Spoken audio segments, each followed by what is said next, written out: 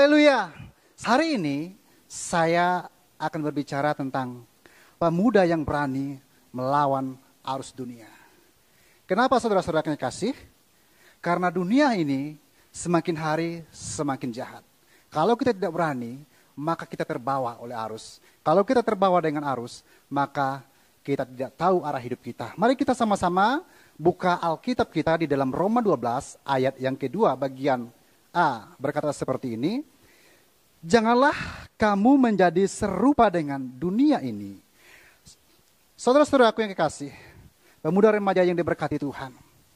Kita diajak oleh Rasul Paulus bahwa kita jangan menjadi sama seperti dunia. Kenapa?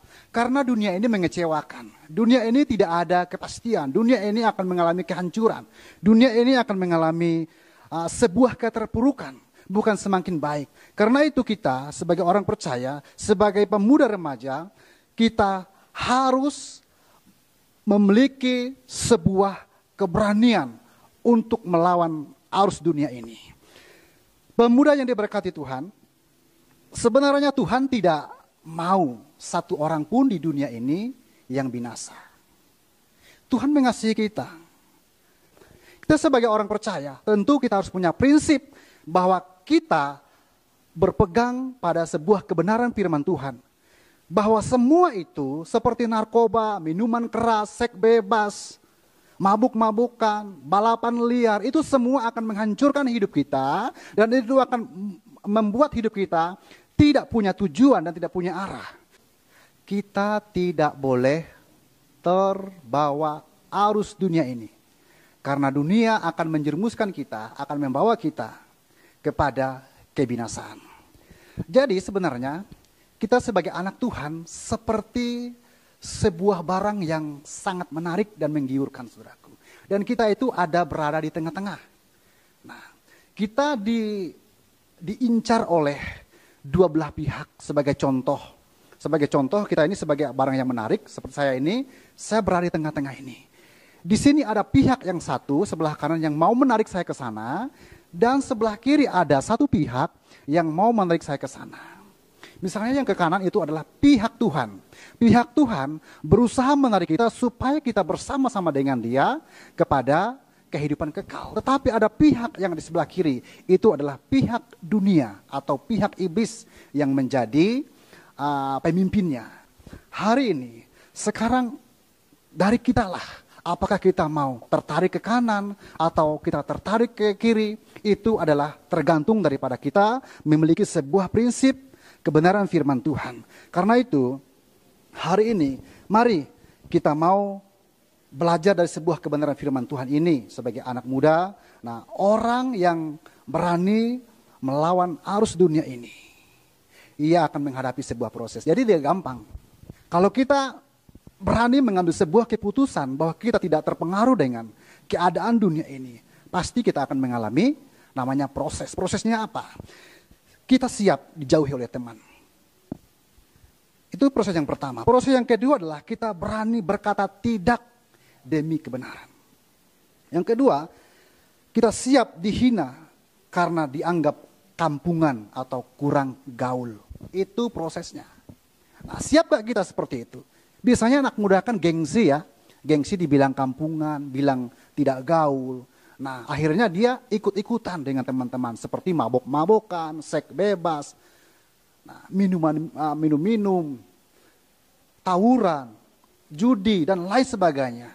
Narkoba, itu yang akan menghancurkan kita. Karena itu kita tidak boleh takut.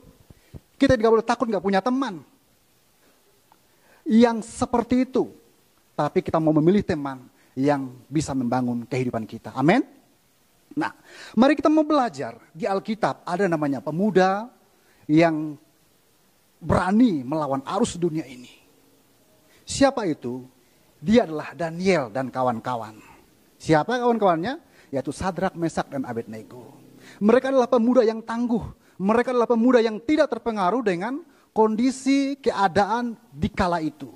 Di kala itu mereka berada di lingkaran kerajaan. Mereka sudah nyaman, sudah hebat. Sudah tidak lagi capek-capek mereka. Sudah enggak susah payah lagi. Mereka mau apa ada.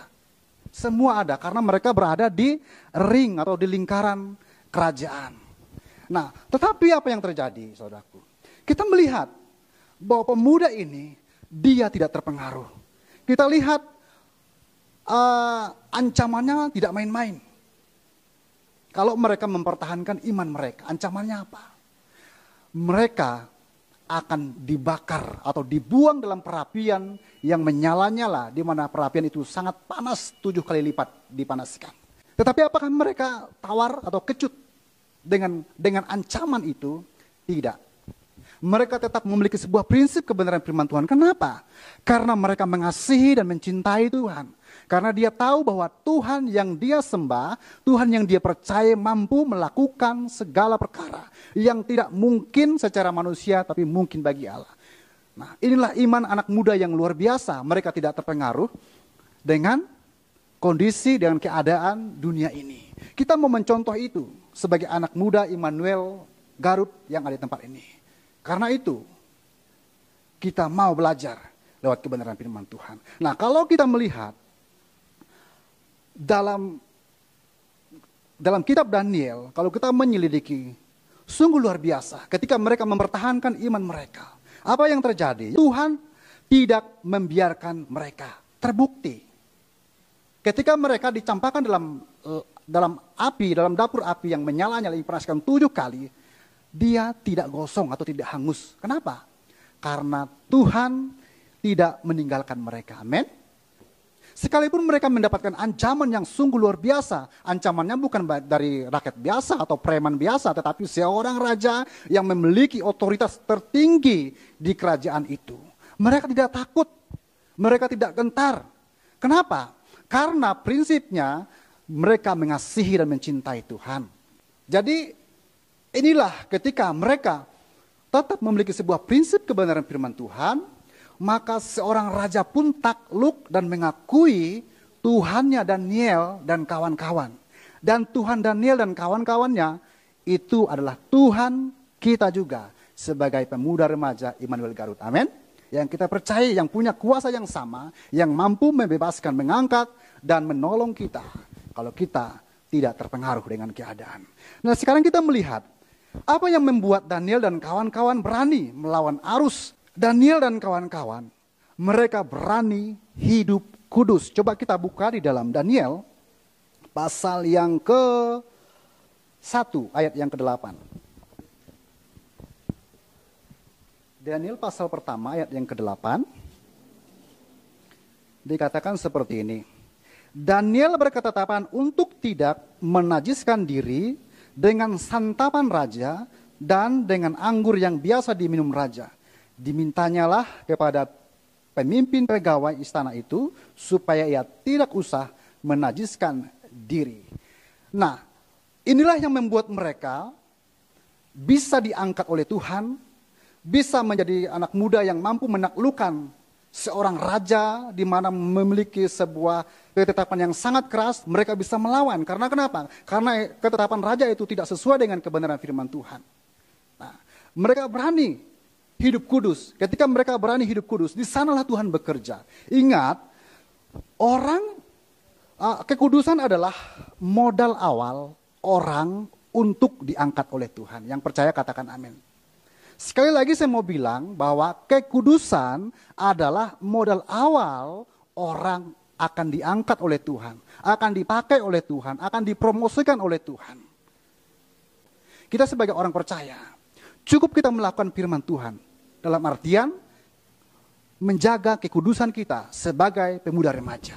Jaga kekudusan kita dengan pergaulan kita. Bagaimana? Pergaulan dengan lawan jenis, pergaulan dengan teman-teman tadi yang saya bilang dari atas, bahwa minuman-minuman itu dapat merusak kehidupan kita. Dapat membuat Tuhan jauh dalam kehidupan kita. Karena itu, saat ini, lewat kebenaran firman Tuhan, jadilah anak muda Immanuel Garut yang berani untuk hidup kudus seperti halnya Daniel dan kawan-kawan. Amin. Yang kedua, di situ seorang raja Nebukadnezar mendirikan sebuah patung. Nah, untuk disembah. Kita sebagai orang percaya itulah berhala. Nah, itu berhala tidak boleh disembah bagi kita.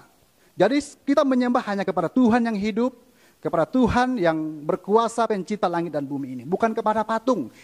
Coba kita lihat di dalam Daniel pasal 3 ayat yang ke-16. Apa dia bilang?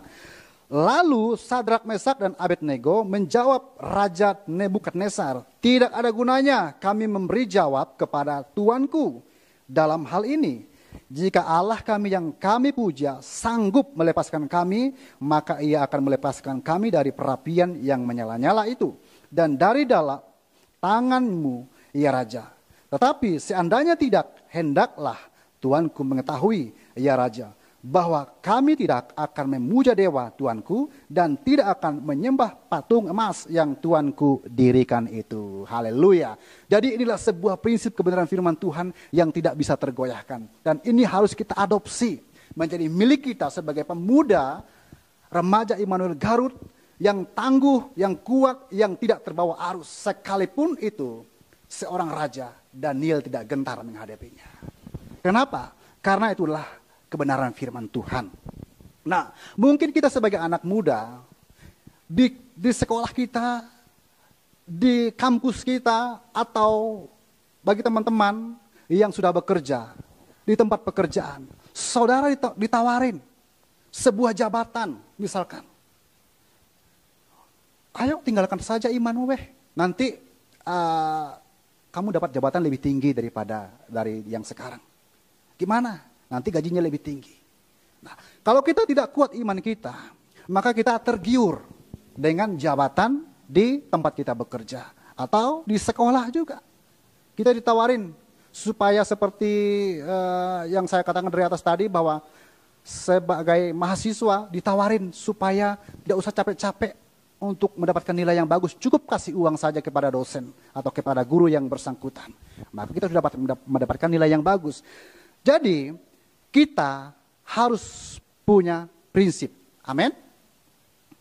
Yang ketiga,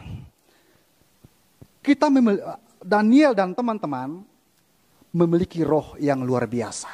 Ternyata saudaraku, kenapa mereka berani? Karena mereka memiliki roh yang luar biasa. Kita baca lagi dalam Daniel pasal yang ke-6 ayat yang ke-4. Seperti ini. Maka Daniel, ia melebihi para pejabat tinggi dan para wakil raja itu, karena ia mempunyai roh yang luar biasa, dan raja bermaksud untuk menempatkannya atas seluruh kerajaan. Jadi saudara-saudaraku yang kekasih, teman-teman yang diberkati Tuhan, bahwa ternyata yang membuat Daniel berani melawan arus karena dia memiliki roh yang luar biasa.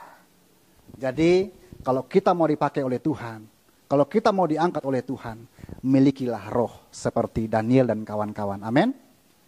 Nah, Tuhanlah yang akan mengangkat kita, Tuhanlah yang akan menolong kita. Dan kita menjadi remaja atau pemuda remaja yang ikut-ikutan.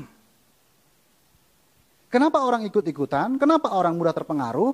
Karena dia tidak punya roh seperti yang dimiliki oleh Daniel dan kawan-kawan. Seperti itu. Jadi saat ini saya mengajak kita, mari kita memiliki roh yang luar biasa. Dan yang terakhir, poin yang keempat adalah Daniel dan kawan-kawan, mereka suka berdoa. Amin. Jadi kita baca dulu di dalam Daniel pasal 6 ayat yang ke-11 sampai yang ke-12. Demi didengar Daniel bahwa surat perintah itu telah dibuat, pergilah ia ke rumahnya. Dalam kamar atasnya ada tingkap-tingkap yang terbuka ke arah Yerusalem. 3 kali sehari ia berlutut, berdoa serta memuji Allah seperti yang biasa dilakukannya. Lalu orang itu bergegas-gegas masuk dan mendapati Daniel sedang berdoa dan memohon kepada Allah. Kenapa Daniel berdoa? Karena Daniel menyadari bahwa doa itu adalah kekuatan utamanya untuk mengalahkan ketidakbenaran. Doa itu mampu mengalahkan musuh yang tidak takut akan Tuhan. Jadi Daniel, dia tidak bisa mengadu kepada siapapun. Inilah titah raja yang sudah dikeluarkan, yang tidak bisa dicabut lagi, bahwa ketika ketika mereka menyembah Tuhan, atau menyembah dewa, atau datang kepada dewa, kepada Tuhan, Daniel, dia datang kepada Tuhannya. Nah, sebenarnya Daniel tidak memiliki kesalahan apapun dalam hidupnya. Kesalahannya apa? Kesalahan Daniel adalah dia beribadah kepada Tuhan. Artinya, Daniel tidak mempunyai kesalahan apapun dalam ringkalan istana, tetapi dia memiliki ibadah yang kuat kepada Tuhan. Dia mendatangi Tuhan, dia berdoa kepada Tuhan. Jadi dia dituduh bahwa dia melanggar titahnya raja. Akhirnya apa? Daniel dimasukkan dalam gua singa. Tapi pada akhirnya apa yang terjadi? Daniel tidak mengalami sedikit pun mara bahaya. Bahkan terluka sekalipun tidak. Kenapa? Karena di dalam gua singa pun Tuhan menolong mereka. Amin. Jadi hari ini kita sebagai pemuda remaja Immanuel Garut, saya mengajak kita, milikilah 4 prinsip ini. Kalau kita mau dipakai oleh Tuhan, kalau kita mau diangkat oleh Tuhan, kalau kita mau dipromosikan oleh Tuhan, milikilah. Yang pertama adalah kita harus berani hidup kudus. Dan yang kedua adalah kita harus berani mengambil resiko apapun demi kebenaran dan kecintaan kita kepada Tuhan. Dan yang ketiga adalah milikilah roh yang luar biasa, yang daripada Tuhan. Karena roh itulah yang memampukan, menuntun, dan memberikan keberanian bagi kita untuk melawan ketidakadilan. Dan yang keempat adalah milikilah doa yang kuat. Karena di dalam doa ada pertolongan Tuhan, ada mujizat, ada berkat Tuhan. Di sanalah kita akan melihat Tuhan bekerja dalam kehidupan kita. Mari saya mengajak sekali lagi, pemuda Immanuel Garut, tetaplah kuat. Jangan terpengaruh atau jangan terbawa arus dunia ini. Jadi kita harus tetap kuat, memiliki prinsip dasar kebenaran firman Tuhan. Saya percaya pembelaan Tuhan akan nyata bagi kita. Amin. Puji Tuhan. Tuhan Yesus mengasihimu dan saya pun mengasihi Anda. Haleluya. Tuhan Yesus memberkati.